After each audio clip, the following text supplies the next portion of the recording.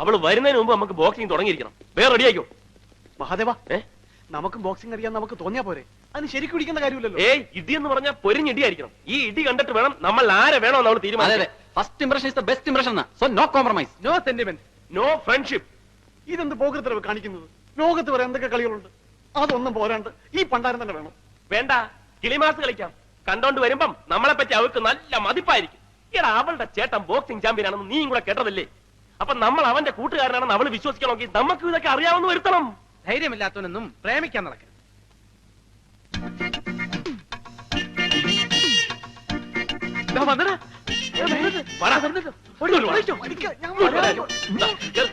ഇവനൊന്ന് പിടിച്ച് കേട്ട്. ഇങ്ങോട്ട് നീ മൈക്ക് ടൈസന്റെ ഇടി കൊണ്ടിരുന്ന ഇതാണ്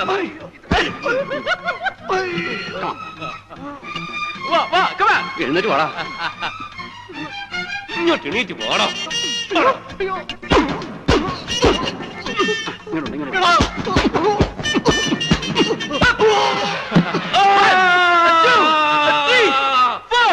5, 6, 7, 8, 9, 10. നമുക്കിനി ഇവരെ നേരിടാം. ഇടിക്ക് വീണ്. ഇടിച്ച് വാടാ, ഇടിച്ച് വാടാ. കമാ, എഴുന്നേറ്റ് വാടാ. കമാ.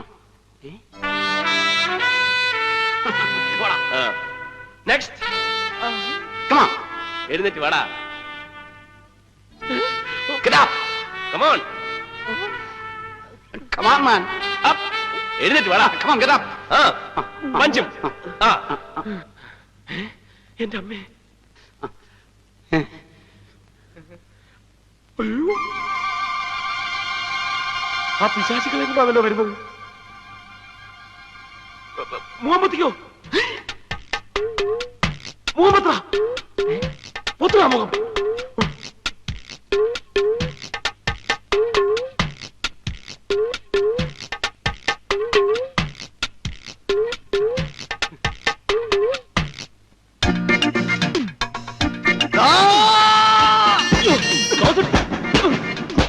തെണ്ടിത്തരം കാണിക്കുന്ന തെണ്ടി.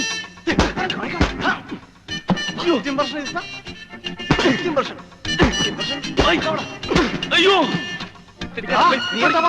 ധൈര്യമില്ലാത്തവൻ പ്രേമിക്കാൻ നടക്കരുത്. സാഹചര്യം ചൂഷണം ചെയ്യരുത്, സാഹചര്യം ചൂഷണം ചെയ്യരുത്.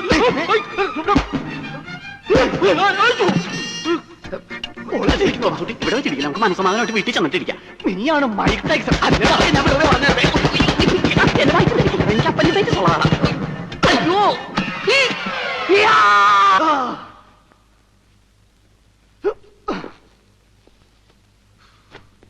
Excuse me.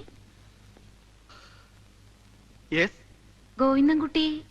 ഗോവിന്ദൻകുട്ടി, അവനെ ഞാനൊരു സ്ഥലം വരെ പറഞ്ഞു വെച്ചിരിക്കുകയാണ്. എന്റെ അമ്മനെ കെട്ടിക്കാനാ. എന്താ കാര്യം? എന്നോട് പറഞ്ഞോളൂ. ഒരു സേതുമാധവൻ അറിയോ? അറിയോ?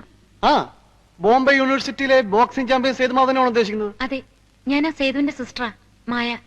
Oh my God, സേതുവിന്റെ സിസ്റ്ററോ? ഞാൻ സേതുവിന്റെ ക്ലോസ് ഫ്രണ്ടാണ്, തോമസ് ഊട്ടി. എവിടെയോ നിന്നെ കണ്ടിട്ടുണ്ടല്ലോ. ഏയ്, എന്നെയോ? ഞാൻ പുറത്തിറങ്ങാറില്ല. കണ്ടത് വേറെ ആരെങ്കിലും ആയിരിക്കും. അവരൊന്നും എഴുന്നേൽക്കാത്തത് എന്താ? ഇടി കൊണ്ട് ക്ഷീണിച്ച് കിടക്കുക. ബോധം വരുമ്പോ എണീറ്റ് പോയിക്കോളും.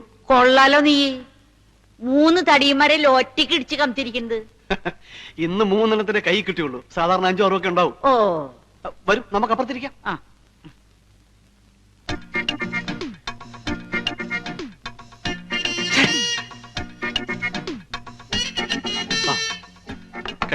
കഴിക്കണം.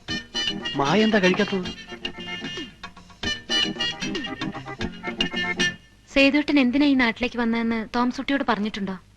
അതായത് കഴിഞ്ഞ ക്രിസ്മസിന് ആൻഡ്രൂസിന് വരാൻ പറ്റിയില്ല.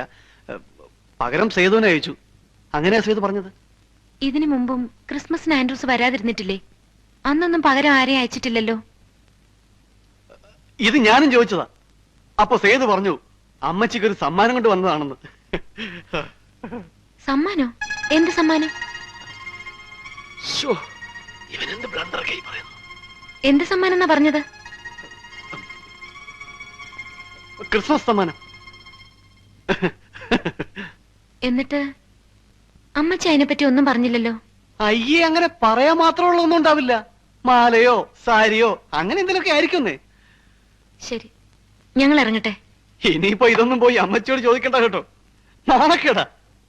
സേതുവിന് ഇവിടെ ആരെങ്കിലും ശത്രുക്കൾ ഉണ്ടായിരുന്നോ? ശത്രുക്കളോ? അതെന്താ അങ്ങനെ ചോദിച്ചത്? വേറെ ഒന്നുമല്ല, ദേ ഇത് കണ്ടോ, ഒരുത്തൻ എന്നെ റോട്ടിൽ ഉരുട്ടിയിട്ട് കൊല്ലാൻ ശ്രമിച്ചു. ഇവളെ 2 പ്രാവശ്യം വീട്ടിൽ കയറി അപകടപ്പെടുത്താൻ നോക്കി. അതിലൊരുത്തനെ ഞാൻ ശരിപ്പെടുത്തിയിട്ടുണ്ട്.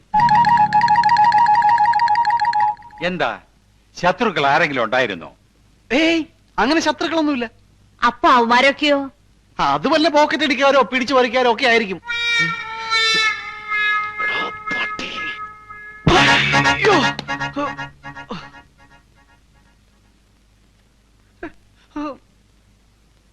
ഞങ്ങളൊക്കെ പിടിച്ചു പറിക്കാരും പോക്കറ്റ് അടിക്കാരും, നീ മാത്രം മാന്യൻ അല്ലടാ. അയ്യോ, അത് ഞാനൊരു അബദ്ധം പറഞ്ഞു പോയതാ. നിന്റെ ഒരു അബദ്ധം. ഇനിയില്ല. പിടിച്ചോ പിടിച്ചോ, രണ്ടുപേരും പിടിച്ചോ. ഇനിയിപ്പോ ഞാൻ എന്താ ചെയ്യേണ്ടെന്ന് പറ, അതുപോലെ ചെയ്തോളാം. നീ അവളെ മറക്കണം. മറക്കണോ? ഞാനെന്തിനാ മറക്കുന്നത്? അതങ്ങ് പള്ളിയിൽ പോയി പറഞ്ഞാ മതി. അതേടാ, ഇനി നിന്റെ കാര്യം പള്ളി തന്നെ പോയി പറയേണ്ടി വരും. ആരോട് ചോദിച്ചിട്ടാടാ നീ അവളുടെ ചേട്ടൻ സമ്മാനം കൊണ്ടുവന്നാണെന്ന് പറഞ്ഞത്? ഇനി ഒരൊറ്റ മാർഗമേ ഉള്ളൂ. നീ അവന്റെ കൂട്ടുകാരൻ അല്ല അങ്ങോട്ട് പറഞ്ഞേക്ക്. ഒന്ന് പോടാ. സേതു ഇവിടെ വന്നതിനെ കുറിച്ചും ആത്മഹത്യ ചെയ്യാനുണ്ടായ സാഹചര്യത്തെ കുറിച്ചും നമ്മൾ ഒരു കഥ ഉണ്ടാക്കണം. ആ കഥ അവളെ പറഞ്ഞ് വിശ്വസിപ്പിക്കണം. സേതുവിന് വേണ്ടി ജീവൻ വരെ നഷ്ടപ്പെടുത്താൻ തയ്യാറായ സുഹൃത്തുക്കളാണ് നമ്മളെന്ന് ആ കഥയിലൂടെ സ്ഥാപിച്ചെടുക്കണം. അതായത് ഈ കഥയിലെ നായകൻ സേതുവാണെങ്കിലും കയ്യടി കംപ്ലീറ്റ് നമുക്കായിരിക്കും. തോമസ് കുട്ടി, ഇവിടെ വരൂ. നാളെ 4 മണിക്ക് ഞങ്ങൾ കോഫി ഹൗസിന്റെ മുമ്പിൽ കാണും. നീ അവളെ കൊണ്ട് അവിടെ വരണം. ഓക്കെ? 4 മണി എന്ന് പറഞ്ഞാൽ 4 മണി. 1 മിനിറ്റ് താമസിക്കരുത്. പിന്നെ ഒരു കാര്യം, അവിടെ കൊണ്ടുവരുന്നവരെ അവളോട് ഒരു അക്ഷരം മിണ്ടാൻ പാടില്ല. മിണ്ടാൻ പാടില്ലേ? പിന്നെ അവളെന്തെങ്കിലും ചോദിച്ചാൽ എന്ത് പറയും? ചോദിച്ചാ പല്ലുവേദനയാണെന്ന് പറഞ്ഞേക്ക്. നാളെ ഞാൻ കൊണ്ടുവരികയും ചെയ്യും, നിന്നെയൊക്കെ പരിചയപ്പെടുത്തുകയും ചെയ്യും. കാത്തിരുന്നോ.